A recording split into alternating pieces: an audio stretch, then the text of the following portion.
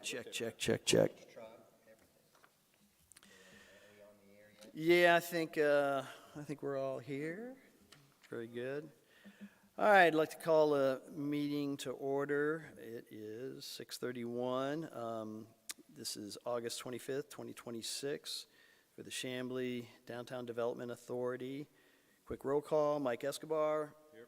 Jonathan Smith, here. Seth Watson, here. Brian Ray, here. Jenna Dunham, here. And Councilman John Mesa. Here. All right, we'll do the pledge.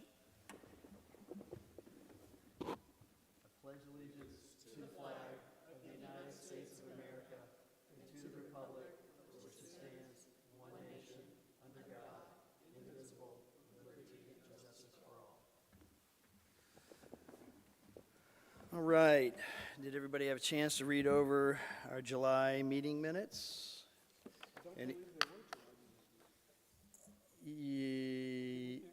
No, we had virtual meeting. Yeah. Any discussion about that? Can I get a motion to accept the meeting minutes from July 28th? Motion to approve the Downtown Development Authority regular meeting minutes for July, does that say 28th? 28th, yep. 28th. 2026. Get a second? Second. All those in favor? And that is unanimous.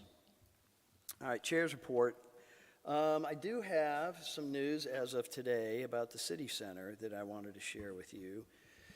I reached out to Catherine Mosley to get an update. We hadn't heard anything in a while. I've been chatting with Ashley. She's been keeping me kind of in the loop about what's going on with the meetings that the Greystar had with the city, because we ran into some hiccups, and so there was a team that was put together on the city side to try to help facilitate the process. And as of a couple weeks ago, the LDP was signed off by the city, and everything now is between Greystar and DeKalb County.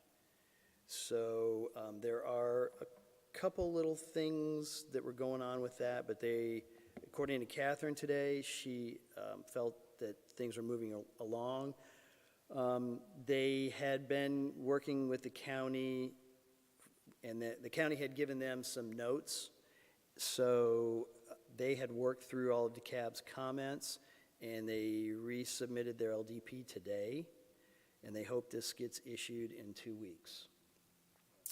The other thing is the bond documents for the closing have been going back and forth, and they're going to be coordinating with the lender is the last critical step for that.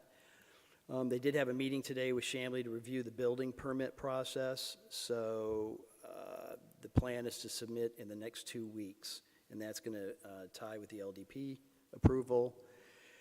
But now we are working towards a closing in October. So they will be exercising one of their 2 extensions, 30-day extensions. So that is the latest as of today. Any questions or concerns? In theory, close in October. Is there a date in October? No, just sometime in October. She initially said late, and then I talked to her and maybe mid to early. So she said it's kind of contingent on DeKalb County's response to some of the concerns. Okay. And in theory, what would happen between the closing and shovels in the ground? Do we know that? Time-wise, would anything need to be happening? Or? I think that would be pretty quick. I think the intent is to start moving to it pretty quickly. yeah, because I, like I said, I think. On the loan. What's that? Because they would have signed for their loan too, or is that's outside of all this on that? But. Yeah, that I'm not sure about. And there's 2 days, because they're going to, Greystar and Vantage are really 2 separate Right. things. So they Right.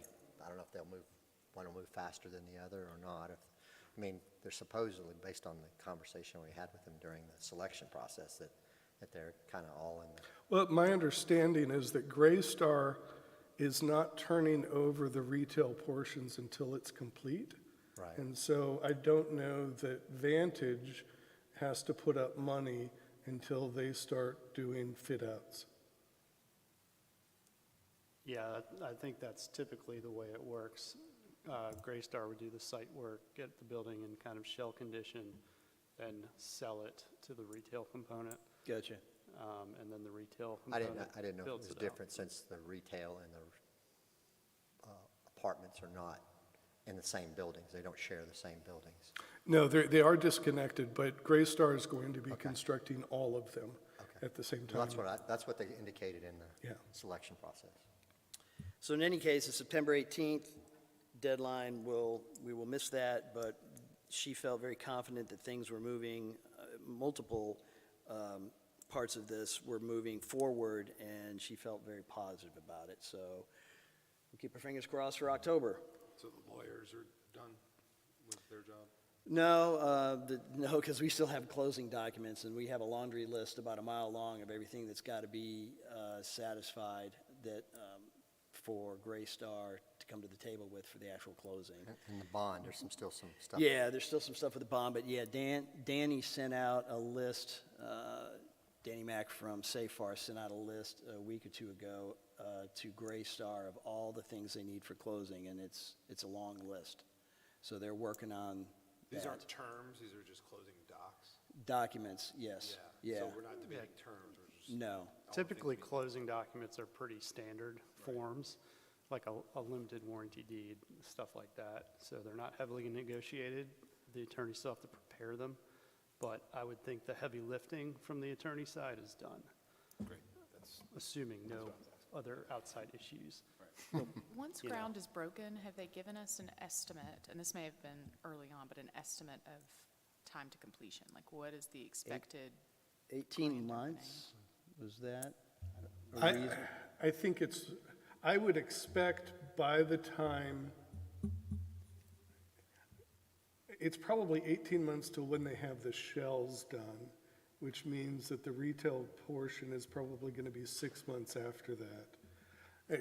You know, with construction processes and everything else, my assumption is 2.5 years at the outside by the time they get, and they're going to be delivering, my assumption is also that they're going to be delivering the residential portion in stages, so that portions of that building will get their certificate of occupancy while they're still working on other parts, and so it probably won't all be complete for 2.5 years.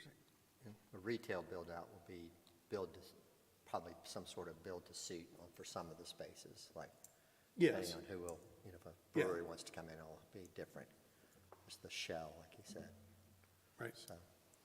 And who is ultimately responsible for promoting the availability of retail and residential space?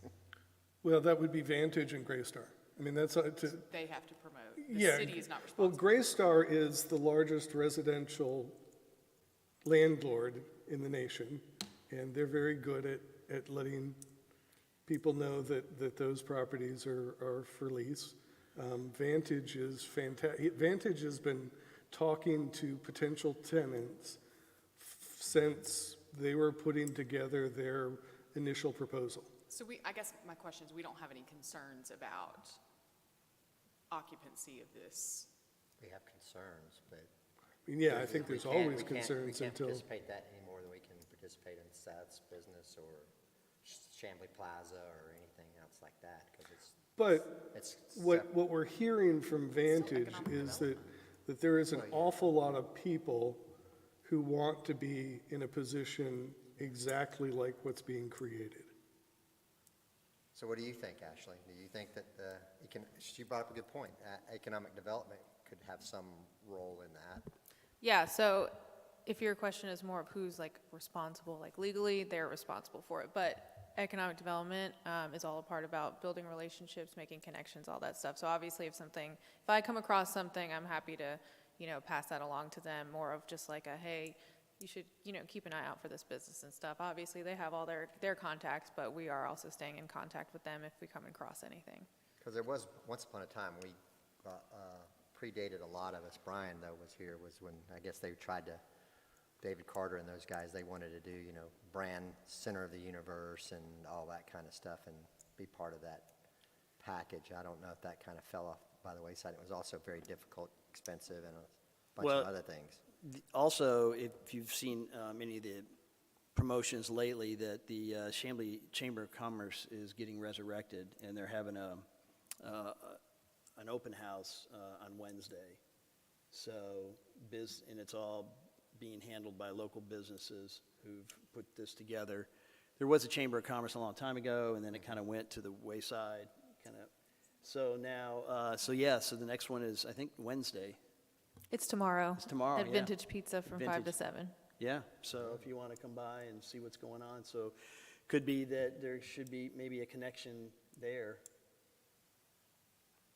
Well, and we got 2 years to figure that out, Yeah. obviously. Well, we do, but I mean, it would take 2 years for a business to make that kind of Right. transition to. Like, I'm trying to think about it from the standpoint of creating enough interest in that you ultimately are in a position of getting, and I don't know how much the city can or could get involved with choosing who gets to be in there, so we have businesses that we think will thrive in those units. Well, Vantage is handling all the programming for the retail.